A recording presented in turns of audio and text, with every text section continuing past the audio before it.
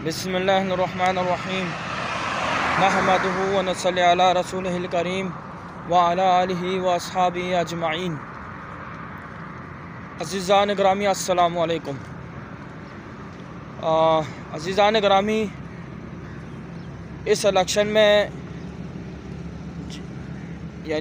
में जो है कितने साफ शफाफ इलेक्शन हुए हैं वो आपने सुन लिए होंगे।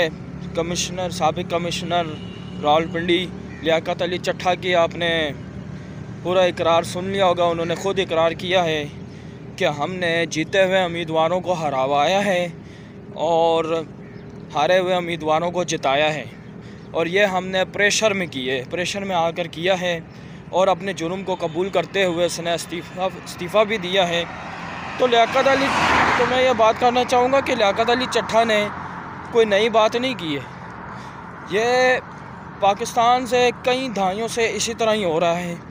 हर बार इलेक्शन में इसी तरह के ही हथकंडे इस्तेमाल किए जाते हैं पूरे पाकिस्तान में कि जो पार्टी जीती ही नहीं होती उसको मुफ्त में सीटें दिलवा दी जाती हैं, और जिन्होंने ज़्यादा वोट लिए होते हैं वो हार जाता है।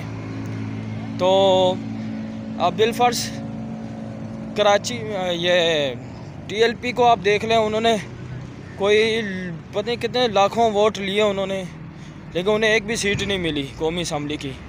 मगर जिसने बहुत कम वोट लिए हैं उसको कौमी असम्बली की सीटें मिल जाती हैं अच्छी खासी। तो जो यानी पाकिस्तान में इलेक्शन की ना आज तक लॉजिक समझ नहीं आई। जो 50 लाख से ज़्यादा वोट लेता है वो जीत नहीं पाता, और जो चंद हज़ार वोट ले वो कौमी असम्बली की सीटें भी उस पार्टी को मिल जाती हैं।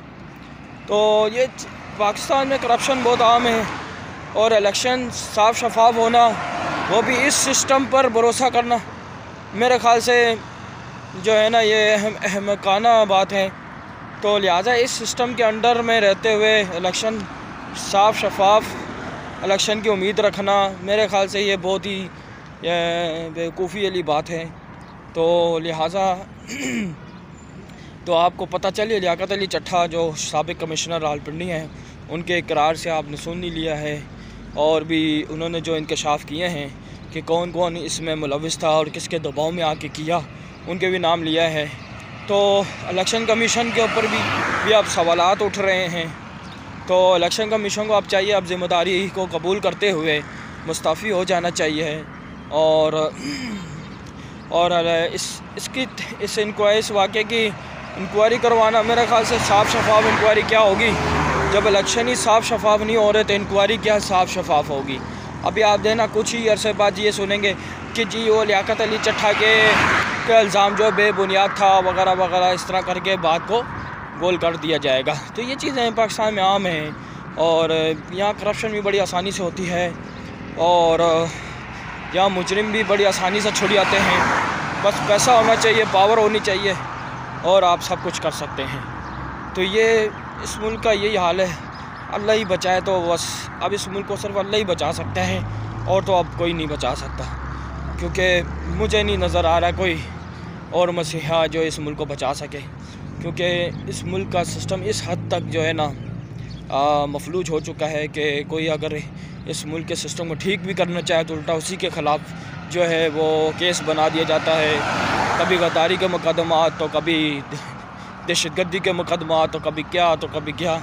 तो ये सारे सिचुएशन है।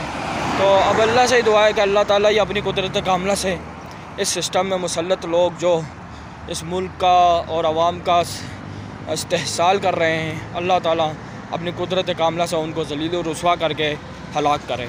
आमीन। पाकिस्तान जिंदाबाद, अवाम जिंदाबाद। अस्सलामु अलैकुम।